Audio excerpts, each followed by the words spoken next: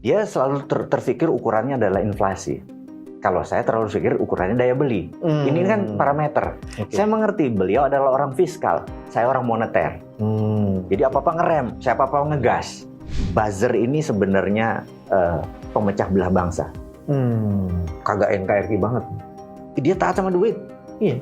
Gitu ya. Ini sebentar lagi kayaknya kita harus ambil tindakan nih terhadap para buzzer ini. Ini kita harus ada kesadaran nasional bersama untuk kita ini on the wrong direction nih sebenarnya.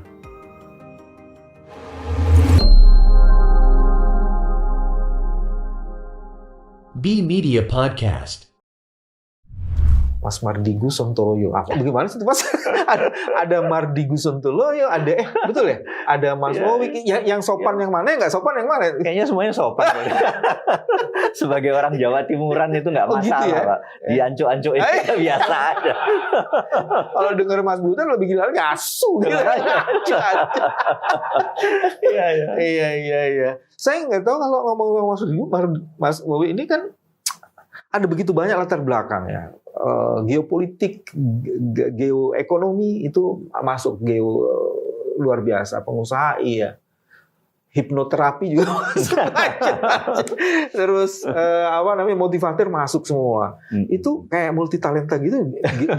Gimana ngelolanya itu, Mas Owi? Jadi mungkin karena waktu sekolah selama 6 tahun di negeri seberang itu saya dibiayai oleh negara. Jadi saya merasa berhutang pada negara ini. Dan waktu itu nggak bisa milih bidangnya, yaitu Applied Psychology in Business. Applied Psychology in Business? Jadi dunia aplikasi psikologi untuk diterapkan ke bisnis. Misalnya kayak semua orang bisa jualan kopi atau bikin kopi lebih enak dari Starbucks. Lebih murah dari Starbucks. Atau semua orang bisa buat burger lebih murah dari McDonald's gitu misalnya. Gitu. Atau tapi kenapa mereka datang ke sana? Apa yang mereka jual selain benda itu? Gitu. Nah, mereka itu sangat mengukur bukan rasanya, bukan aromanya, bukan harganya. Mereka malah nggak peduli. Jadi mahal kalau perlu tetap orang datang. Karena yang dijual adalah psychological faktornya, kenyamanannya, pride-nya, family value-nya. Itu yang dikemas, itu yang membuat kita pengusaha Indonesia ini baru bisa dagang, baru bisa modal 10 jual 13 untung 3. Belum bisa jual 10 modal 10 jual 70. Nah, yang sisanya tuh intangible yang tidak berwujud tuh jual rasa. Jadi kalau kata bahasa Jawa tuh sejatine sukmo sejati itu sejatine rasa. Waduh, gua ngawur nih ngomongnya. Baru ketahuan asunya. Jadi yang dimainin tuh rasanya gitu. Nah, itu psychological factor gitu. Jadi latar belakang itu kemudian kita harus ngambil pelajaran selanjutnya di Criminal Mind and Forensic Investigators gitu ya. Jadi Criminal Mind ya, jadi bukan Criminal Act. Oh, mindsetnya dia tersublimasi dalam itu ya, di bawah alam sadarnya itu. Kalau Criminal Act tindakannya itu melanggar hukum. Criminal Mind itu belum tentu melanggar hukum. Karena mainnya jadi semua orang inventor, disruptor itu pasti criminal mind. Karena dia merusak tatanan yang ada. Iya, tapi bisa dalam positive way. Positive way itu. Dan di dalam forensik ya kita mempelajari tentang micro expression. Misalnya kita selama 6 bulan di state penitentiary atau penjara kelas kakap, kita interview orang ke 105 kita tahu ini pemerkosa nih. Oh, ini pedofil nih gitu. Karena udah body language-nya ini segala udah hafal kita udah gitu. Sama waktu kita di Pasar Basah misalnya selama 6 bulan di Pasar Basah di Amerika kita ngelihat begitu orang ke 100 kita bilang ini baru dagang nih. Ini karena pemain lama. Mas Wowi, saya tuh pernah punya pengalaman ini waktu saya masih sering naik public transportation, ke bus, ke kereta. Saya kalau ngelihat orang itu saya tahu ini pasti pencuri nih. Dari gerak-geriknya, dari ininya. Kalau pencuri itu dia nggak ngelihatnya, dia ngelihat barangnya. Saya orang-orang yang sexual harassment itu juga bisa kelihatan tuh. Pasti dia ke benda-benda yang memang dia mau eksploitasi. Dia minat dia. Jadi betul-betul ke situ. Itu yang kita baca sebenarnya ada eye gesture movement, ada body language, ada ekspresi wajahnya, ada banyak meteran-meterannya gitu ya. Nah, sehingga waktu dulu kalau cek Mardigu, teroris pasti. Karena kita interrogator dan lain sebagainya. Zaman kita kontribusi untuk negara supaya musnah lah orang-orang yang dipasang untuk keburukan, dipasang deh kodenya. Ya. Kita nanti akan bicara soal Palestina, kita akan bicara soal terorisme, kita akan bicara soal kemiskinan. Tapi saya mau menutup di bagian ini gini, Mas. Jangan-jangan nama kopi jiwa, kan ada tuh. Terus apalagi kopi kenangan itu mulai masuk di situ ya, Mas. Yang dijual tuh kan yang sesuatu yang jadi kopi kenangan itu ya. Kenangannya 99%, kopinya 1%. Jadi artinya dia udah mulai main di Rosso itu kan? Dia main di Rosso, iya kan. Iya, untuk ngelawan Starbucks gitu. Dia main di rasa itu. Oke. Kalau di Surabaya ada rawon setan. Nah itu, karena malam kan. Jualannya malam. Oke, jadi itu yang harus dan disitulah kekuatan Mas Wik itu mencoba mengeksploitasi sesuatu yang di bawah sadar itu ya. Iya, kira-kira. Ada isu yang sangat mendasar di kita. Di satu sisi ada survei mengatakan kepuasan meningkat. Di sisi yang lain absolutisme kemiskinan juga makin meningkat. Ini terhadap apa nih? Ini saya kasih pembuka dulu. Terus ada lagi sebenarnya kok dibilang meningkat kepuasan, harga beras naik. Daya beli kurang. Kita lihat aja misalnya salah satu contohnya surveinya Pak Jokowi menang. Cuman saya tidak konsentrasi di surveinya. Kok bisa ya surveinya meningkat, kemiskinannya kayaknya absolut. Apa sih salah satu indikator untuk mengurai kemiskinan? Atau bukan mengurai, untuk memetakan, mengcapture kemiskinan itu apa misalnya? Yang sebenarnya kita harus edukasi masyarakat, apa itu survei. Karena kalau yang disurvei adalah mana pemimpin yang paling humble menurut Anda, jawabannya Jokowi. Ini 80% bilang Jokowi. Terus itu juga orang yang suka Pak Jokowi humble 80%. Itu nggak ada ukurannya sama beras. Jadi kita harus pisah-pisah tuh. Oke. Harus kategorisasi klaster-klasternya. Iya, waktu ditanya di survei apanya Pak Jokowi ya? Bener nggak? Baik. Kesukaan terhadap humble-nya dia. Ya udah dia humble memang. Gue juga suka humble-nya dia. Saya belajar humble. Bener, saya pernah bilang kalau kenapa saya nggak bisa jadi presiden. Salah satunya karena saya nggak bisa humble. Pak Jokowi itu bisa ya bertemu 10 orang nggak pakai sandal. Dia copot sandal supaya dia sama dengan masyarakat. Saya nggak mungkin lakukan itu. Ketemu 10 orang nggak pakai sandal. Buktinya hari ini ada. Benar. Ini boleh cek di bawah. Pas saya bilang kalau ada 10 orang nggak pakai sandal. Iya. Saya pakai sandal. Saya nggak mungkin copot sandal. Saya mendingan beliin 10 orang tuh sandal gitu loh. Jadi tenang. Jadi kita mau dibeliin sepatu sebentar lagi. Begitu kita copot, nanti kita beliin sepatu nih kayak gitu. Nah, kalau diceknya humble. Oke, betul. Nah, sekarang mengenai naiknya harga. Ini juga masih dipilah lagi. Naiknya harga itu sejalan nggak dengan buying power? Ini atau daya beli. Maksud saya begini. Saya adalah di dalam teori ekonomi saya mungkin termasuk orang yang sering menyerang Ibu Menteri Keuangan, ya kan? Karena siapapun presidennya menterinya sama gitu ya. Ini kayaknya nggak nyerang, padahal nyerang. Gitu. Nah, dan dia adalah orang yang sangat tight money policy. Jadi sangat ketat sekali, atau dalam bahasa ekonominya dia quantitative tightening gitu ya. Jadi diikat tight gitu. Sementara saya adalah pro pengusaha atau pro swasta. Saya tuh seneng di pemerintahan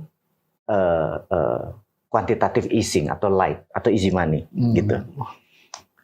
Dia selalu terpikir ukurannya adalah inflasi. Kalau saya terlalu pikir ukurannya daya beli. Ini kan parameter. Saya mengerti beliau adalah orang fiskal, saya orang moneter. Jadi apa-apa ngerem, saya apa-apa ngegas. Ini harusnya dikasih kesempatan nih gue nih. Mestinya kan dua-duanya itu kan main kan. Nah, ngegasnya contohnya gini. Saya lebih suka harga beras 70.000 seliter, tapi semua orang bisa beli, daripada 10.000 per liter tapi nggak ada orang bisa beli. Harus disubsidi terus pula. Disubsidi terus. Nah itu yang saya bilang. Efek dari tightening ini daya beli turun. Jadi begitu ini sensitif sekali. Kalah tespek Pak. Tespek. Begitu harga naik sedikit aja rakyat itu langsung sangat sensitif. Nah itu karena uang beredar tidak ada. Kenceng ini kekencengan megangnya. Itu sebabnya strateginya untuk tidak terjadi amok adalah Subsidi, bantuan sosial dan bantuan tunai dikerjain terus, digirap terus. Ya. Nah, itu yang saya menentang lagi karena kita itu menyuapi orang, bukan membuat dia jago bisa mancing. Iya. Itu salah. Jadi jangan bilang bansos itu solusi. Dan dalam era yang modern, apalagi di tahun politik, itulah yang disebut dengan political gratification. Itu kalau di audit payah nih kita. jadi Mas Bowie, mulai Januari sampai Juni itu sudah ada tuh BTS bantuan sosial tuh. Jadi dengan gitu masyarakat aman tuh. Di satu sisi pilihlah yang nomor 2 kayak gitu kan. Jadi saya pernah menganalisa hal tadi ya tentang kepuasan tinggi, harga-harga mahal, tapi kok yang teriak cuma sedikit ya. Oke, gitu ya. Iya. Yang teriak sedikit, yang lain bilang lo doang kali yang begitu, gua mah kagak gitu kan. Itu yang walaupun dia susah juga sebenarnya. Jadi mereka punya alat penggonggong yang lain namanya buzzer. Oh, oke. Jadi doktrinnya buzzer itu adalah ciptakan kebohongan besar, ulang-ulangi, pada akhirnya mereka akan percaya. Oke, post-truth itu ya. Iya kan? Yang jadi masalah kita bawa kebenaran, kita nggak pernah ulang-ulang. Kalah sama kebohongan yang diulang-ulang. Apalagi orang baiknya tak terkonsolidasi kan, tercorner. Gitu. Ini yang kita bilang buzzer ini sebenarnya pemecah belah bangsa. Kagak NKRI banget. Dia taat sama duit. Iya. Gitu ya. Ini sebentar lagi kayaknya kita harus ambil tindakan nih terhadap para buzzer ini. Karena benar-benar dia menyetel, memframing pendapat orang. Kalau ada orang yang mengatakan untuk melihat ukuran kemiskinan itu meningkat atau tidak, lihatlah pinjol online. Nah, itu benar. Itu gimana tuh? Jadi kita tahu kan ada yang bilang, oh ekonomi kita maju kok setiap tahun 5% growth-nya, gitu ya. Terus ini kita distribusi kredit kita bagus kok ke ini segala macam. Monggo lah, analisa bagus itu boleh Anda sebut, benar nggak? Tapi ada sebuah fakta lain bahwa pinjol sekarang ada di mana-mana dan itu mematikan banyak orang. Masif dengan bunga berbunga. Terus ada lagi yang menarik, ada indikasi untuk kemiskinan itu meningkat adalah dengan tingginya judi. Jadi di negara kita di judi ini nggak ada nih ya, nggak ada, negara kita nggak ada judi, tapi tool untuk judi itu banyak. Ada slot. Benar nggak? Mainan itu ada banyak. Di 8-9 tahun yang lalu, mungkin setahun tinggal hanya 2-3 triliun. Per hari ini, itu 200 triliun. Itu the biggest ever money games ada di Indonesia. Itu judi? Itu judi. Mau judi online kayak, mau judi apapun itu. Dan ini miris. Bagi kita sangat miris. Gitu ya. Artinya jalan formil itu terhambat semua. Jalan informal lah, mereka perlu makan. Jalan apa? Ya udah gue taruhannya mau lewat online. Ini sangat miris. Ini yang saya bilang bahwa wahai pemerintah sekarang, Anda jangan klaim Anda tumbuh. Jadi kita membedakan dengan ini, lihat sebuah realita pinjol membuat orang bisa bunuh diri, kecewa dengan macam-macam, ditambah akhirnya nggak ada kerjaan. Dia berjudi. Nah, yang menarik, angka pengangguran turun. Oke. Gini. Di zaman SBY, Pak Ogah itu dibilang pengangguran. Kalau kita ubah pembaginya, bahwa Pak Ogah itu yang ini terus tukang parkir karena dia dapat income, dia punya berpendapatan, terus ada 1 juta orang jadi punya pendapatan, terus bilang, ini berkurang. Ya karena lo parameternya yang lo ubah, bukan lapangan kerja yang lo buka gitu loh. Jadi indikator untuk merumuskan itu yang diubah. Yang lo ubah itunya terang aja semua terlihat berhasil gitu. Itu yang saya bilang, jangan gitu dong rakyat, jangan dibodohin dengan data. Karena data tinggal ubah parameter gitu ya. Nah kita minta ke depan nih jujur-jujur aja lah. Jangan pamer data, pamer realita. Mas, itu kan artinya kita seolah-olah baik-baik saja, tapi itu di dalam hancur tuh, jeroan organ ketahanan sosial sebenarnya hancur banget itu kan artinya. Sebenarnya ada yang menarik, bukan sekedar hati kita yang rusak, akal sehat kita juga kayak yang bener yang mana sih? Kayak orang gila kita nggak bisa membedain reality sama imajinasi. Buset. Iya kan? Jadi ini bener apa enggak gitu ya?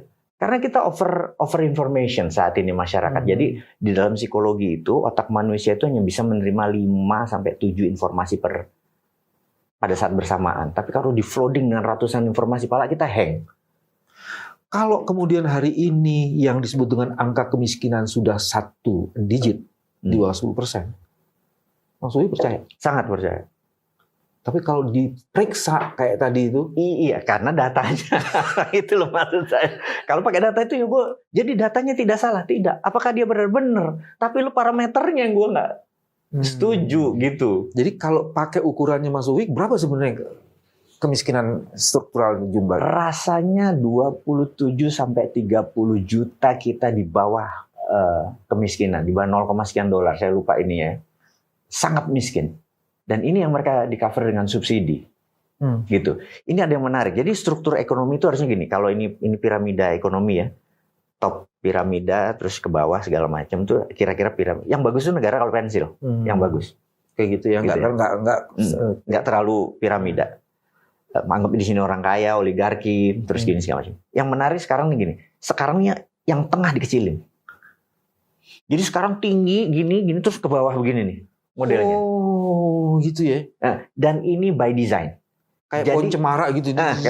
Jadi cara memiskinkan gini, cara melanggengkan kekuasaan adalah musuh lu kecilin income pendapatannya, dimiskinkan. Jadi begini nih, set gini kecil, jadi ke bawah. Nah, di bawah ini dikasih subsidi. Nah, maka kita di tengah nggak bisa bergerak. Ini saya bilang dia sampai 2034 kalau diginiin lo cuma diem aja begini. Demo nggak bisa, ini nggak ada, ini nggak gerak gitu. Ibaratnya itu di kelas kalau mau kita pakai klasifikasi kelas menengah, itu kelas menengahnya dikecilin gitu. Jadi kelas menengah on lah di situ ya. Iya, karena kan orang dia kelas menengahnya. Set, yang ini pasti ke bawah, yang bukan dia. Lalu sisanya mereka ke atas, gitu. Mas, yang saya masih ini penasaran itu daya beli rendah. Judi online meningkat. Itu kan sebenarnya pinjol di mana? Itu kan sebenarnya kalau dihitung ya hancur kan soal ekonominya. Setuju. Ini yang kita ada bom waktu tuh udah tik udah begitu. Gitu. Jadi sudah kayak menghitung waktu. Udah menghitung waktu gitu. Ini kita harus ada kesadaran nasional bersama untuk kita ini on the wrong direction nih sebenarnya. Gitu. Kita nggak boleh nutupi lagi bahwa everything okay nanti begini-begini, enggak. Kita harus bilang bahwa ini ada potensi besar meledak gitu ya. Dan itu nggak bisa ditutupi dengan apa tadi? Jaring pengaman sosial dikasih segala macam, nggak bisa.